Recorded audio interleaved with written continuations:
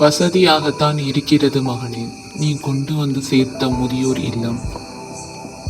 பொறுப்பாய் நீ என்னை ஒப்படைத்துவிட்டு வெளியேறிய போது முன்பு நானும் இதுபோல் உன்னை வகுப்பறையில் விட்டுவிட்டு என் முதுகுக்கு பின்னால் நீ கதற கதற கண்ணீரை மறைத்தபடி புறப்பட்ட காட்சி ஞாபகத்தில் எழுகிறது. முதல் தரமிக்க இந்த இல்லத்தை தேடி திரிந்து நீ தேர்ந்தெடுத்ததை அறிகையில் அன்று உனக்காக நானும் பொருத்தமான பள்ளி எதுவென்றே ஓடி அழந்ததை ஒப்பீடு செய்து பார்க்கிறேன்.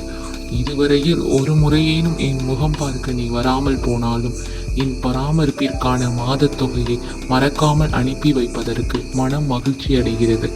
நீ விடுதியில் தங்கி படித்த காலத்தில் உன்னை பார்க்கணும் என்ற ஆவல் இருந்தாலும் படிப்பை நினைத்து உன்னை சந்திக்க மறுத்ததன் எதிர்வினையே இது.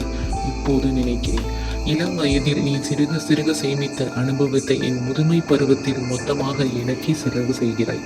ஆயினும் உனக்கும் எனக்கும் ஒரு சிறு வேறுபாடு.